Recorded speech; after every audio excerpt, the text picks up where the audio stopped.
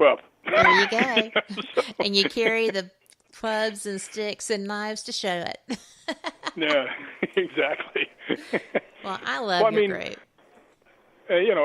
little RA is only 6'5" and 330 pounds. I mean, and Kane and I are not exactly petite.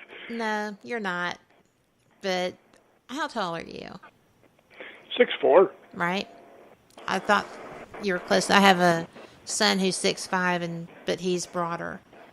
But it's just I love your group. When I was talking with RA, he was just fun. He had been down, here in Alabama to Atrox, which is a fundraising haunted house put on by people that used to be with the JCs here. And they just started running it as a fundraiser for different charities around town.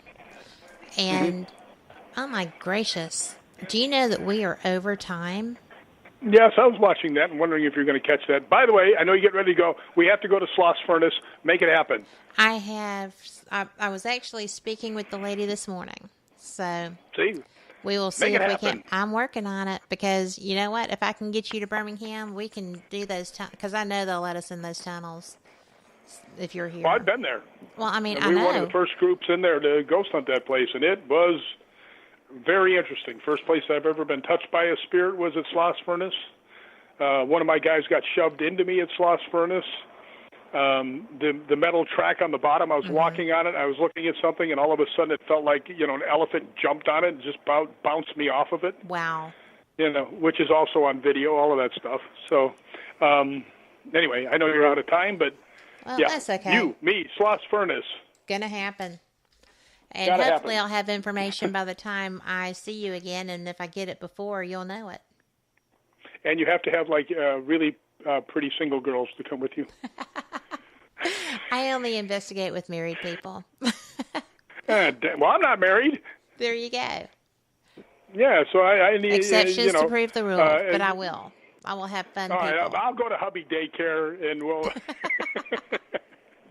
Well, you will have fun. I saw pictures of you investigating there when I was researching for the show. And I was like, oh, look, there he is. He's going into Sloss.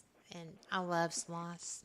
So we'll you know make what's it funny is because I don't have a TV show, a lot of people don't know who I am as far as ghost hunting, other than the ghost adventure thing. But I've been pretty much. You've been everywhere. You name it, I've been there. Yes, you have. Because I'm actually really into it. So anyway, well, I have other places too. If I get you this close, we'll go to them too. Sweet. Right? I had a friend come over from Europe, the gentleman whose contact information I sent you. And when he had to go out, he was working with Zach and doing some stuff and hanging out and, shooting things here and shooting things there. He knows everybody. He's a retired stuntman. And when he was coming back through Birmingham, my grandson was being born. And I was like, I can't leave. I'm so sorry. And you have a grandson? You look like you're maybe 30. I mean, I want to follow you around and eat what you eat. That's the way it's going to work. Well, I have two, and I have two on the way. Wow. So, well, congratulations on all of them. Thank you. I'm excited. But I will see you at Scarefest coming up. And where else are you going to be? Actually, I have not been invited to any place else. Well, just because most people know that I'm gone for most of the time. But now I'm back. If anybody wants me, let me know. I'll be there. Well, I tell you what, I have a friend named Pamela Berry who may be reaching out to you. I know that she was listening tonight. She was excited about getting to learn about you. So, you never know. But yay! And I hope so, because that's going to be that Battlefield Bash out at Gettysburg, which is supporting the Pennsylvania Wounded Warriors. By the way, when I interviewed Nick Groff, I asked him, I said, if you could go back any place, that's the place he said he would go. I imagine so. He had a really great experience there. Yeah, he said he would definitely go back to Gettysburg. Too cool. Oh, and Wendy in chat said, yep, those invitations are being written up now. Yay. Yay. Start writing. Anyway, We're fine. You know what? I'm the producer. It's all good. So, Okay, so I was just afraid we were going over time and you were going to get yelled at by somebody. well, here, let me just play this right quick, and then we will be able to move on. Okay. You're listening to WBHM Digital Broadcasting, the best in paranormal talk, only on Paranormal Experience Radio, broadcasting live out of Birmingham, Alabama.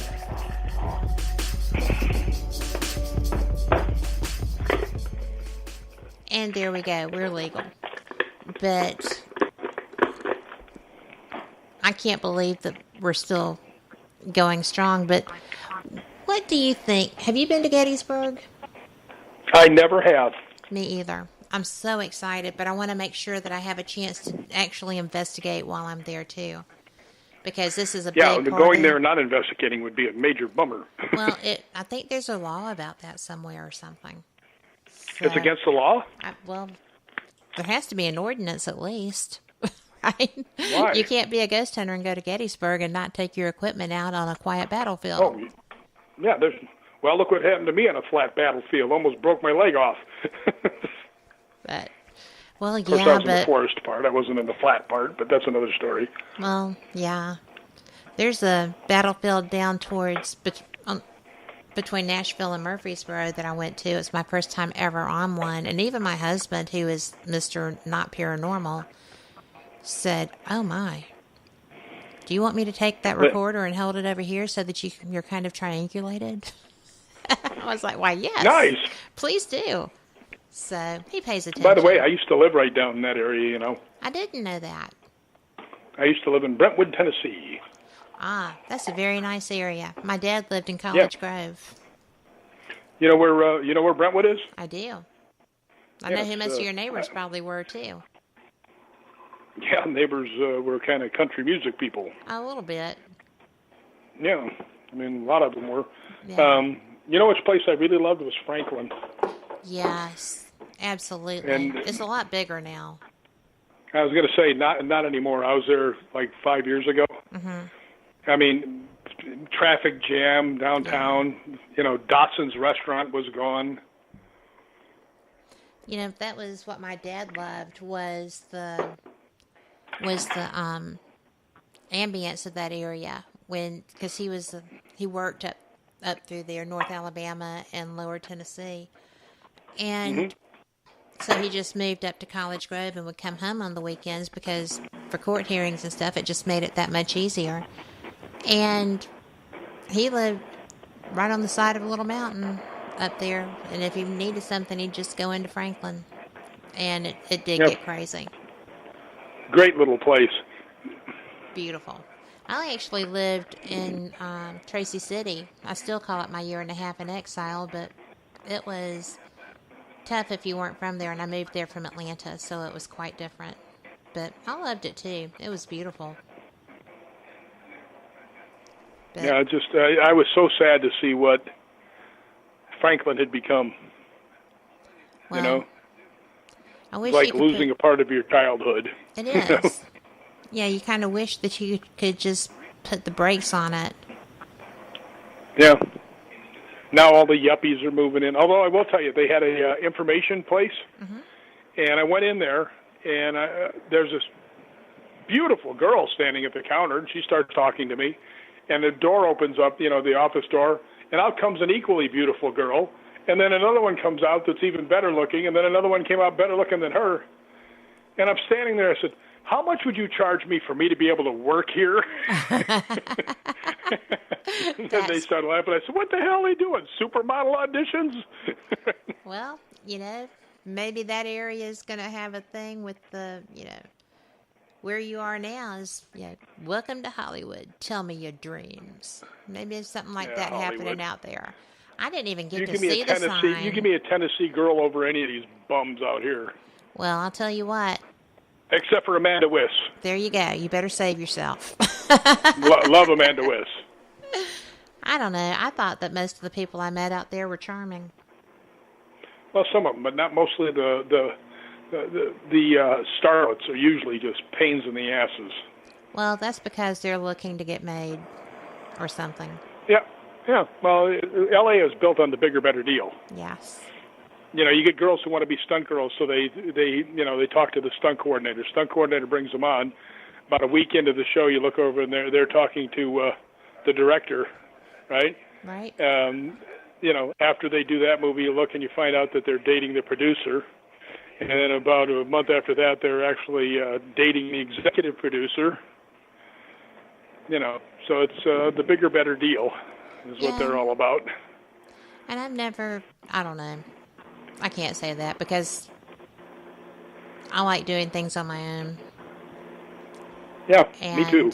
It's just I don't mind a little satisfying. help, but I certainly don't want to go that route. And actually nobody ever asked me to. Well, if you had that offer, but I mean, seriously, it's so much more satisfying when you bust your ass and you turn around and there it is and you did it. You always have help. There are always people that lift you up and support you, and they hear something, they give you a contact or whatever, and thank God for them. But it's just so much more satisfying to know that you accomplished that. I think. Well, having Amanda Weiss go to dinner with me would be an accomplishment. You met her, didn't you? I am pretty sure that I did.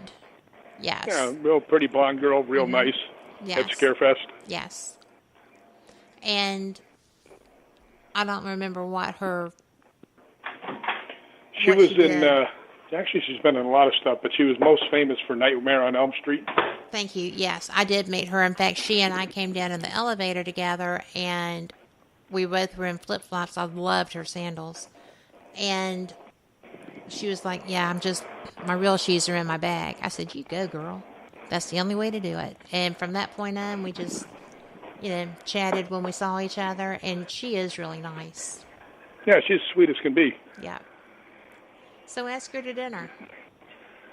No, she wouldn't go. Why do you know that? She's always friendly to me, but I can tell that there's a pane of glass in the way.